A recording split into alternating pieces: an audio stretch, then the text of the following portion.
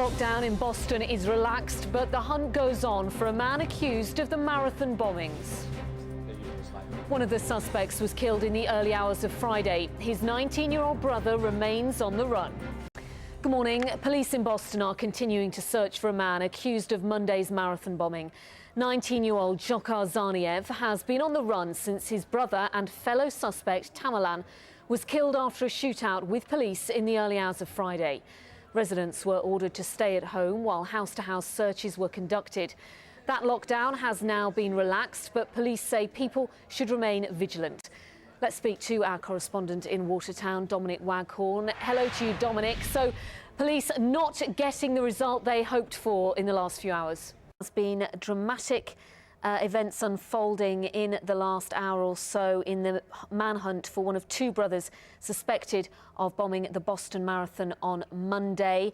The sound of muffled gunfire was heard at around midnight. That led to emergency and military vehicles racing through the town to a particular property in the vicinity. Now, it wasn't immediately clear whether the authorities had found 19-year-old suspect Dzhokhar Zaniev, but there has been conflicting reports ever since. Now, these include the mayor of Boston telling various news agencies that the suspect number 2 has been, in his words, pinned down. There are also reports that the suspect was cornered in a boat in someone's backyard. Further reports that the suspect has been killed, and also reports that actually he was found alive. So a very confusing picture that is coming in at the moment here to us at Sky News. We will try and keep you abreast of that. But the latest news we are hearing is that suspect number 2 may well have been apprehended, but it is not yet clear whether he has been found alive or whether he has been shot dead. Now, Massachusetts State Police Department have confirmed that shots were fired.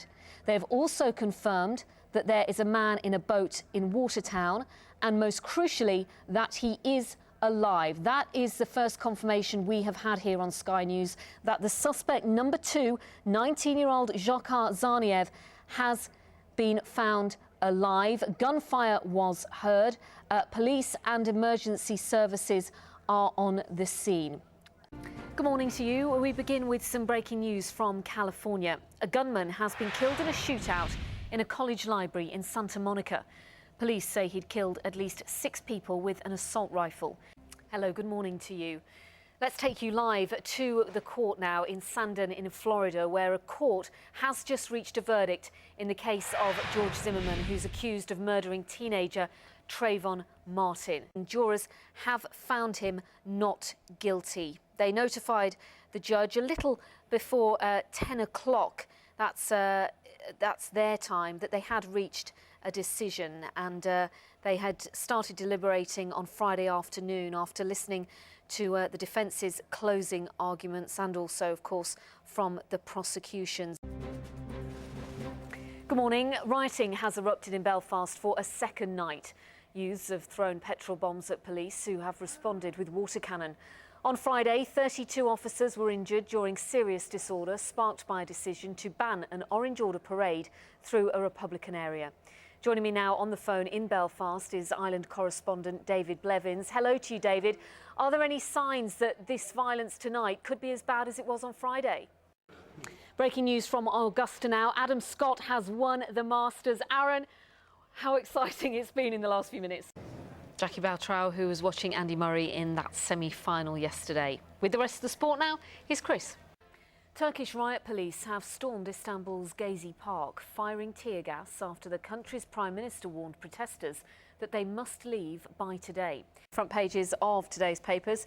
Mail on Sunday leads with a story about Prince Harry. A gay soldier's been speaking and says how the prince rescued him from a terrifying homophobic attack by soldiers from a rival regiment. And finally, the Sunday Express. I find this difficult to believe personally, don't know what you think, but health warnings on alcohol are being demanded after scientists said drinking more than 2 pints of beer a year, not a month, a year, raises the risk of cancer. What do you reckon? Headlines next here on Sky News. the chief meteorologist at the 24-hour news website ny1.com. You can talk to me now from New York via Skype. Good to see you on Sky News. So just explain to me, first of all, why this was downgraded from a hurricane, because some people might think it's not as serious if it's now a superstorm. Thank you. Well, let's just bring you some pictures from New York now. A charity dinner attended by rivals President Barack Obama and Mitt Romney. It's the annual Al Smith dinner. So let's just analyse this third and final debate a little bit more. Joining us live from Washington is Sky's US political analyst John Christopher Bua. Thank you for joining us. Now, the aim of these debates, I guess, particularly this final one, is not to make any major gaffe. So how do you think the candidates did? No, I think, Philippa, pleasure to talk with you.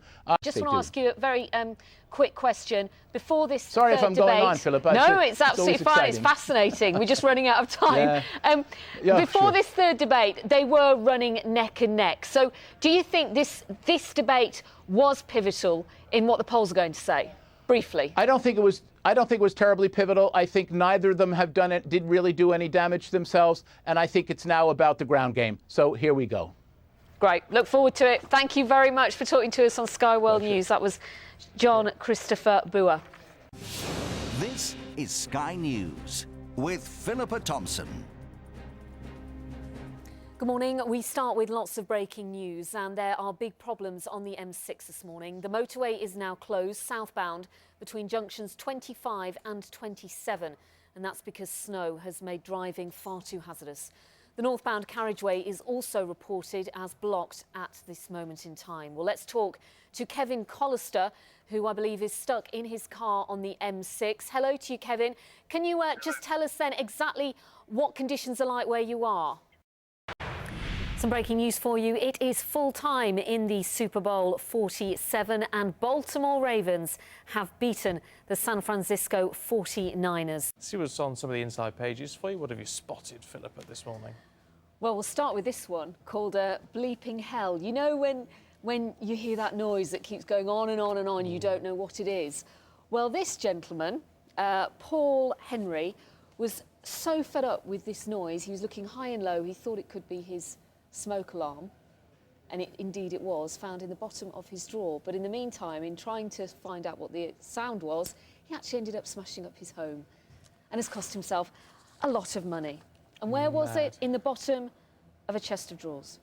Should have checked. Should always be. Oh, but he must also make sure he actually replaces the smoke alarm, because what he did in frustration was smash the smoke alarm up. You need smoke alarms in your home.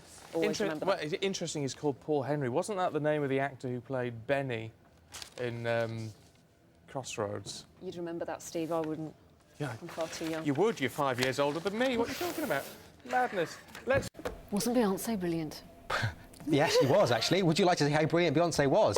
Let's just have another look. I mean, the match was great. We can't get enough of Beyonce here at Sky. But the halftime celebrations and Beyonce was very good. Look at that. When you've got fireworks on your guitar, you know you've made it in rock and roll, I would suggest. His Child, of course, was the band she was in before she went solo, is that right? Yes, Kelly Rowland and Michelle Williams, they came up through trapdoors to sing Bootylicious and Independent Woman, and it was their first reunion since 2006. And they also joined together with Beyonce to do that one that she does with the ring, you know, that one with the dance that they do. Single ladies put a ring on it. I'm sure you've done that dance at many weddings, Matt. Many a night. My own, actually, incidentally.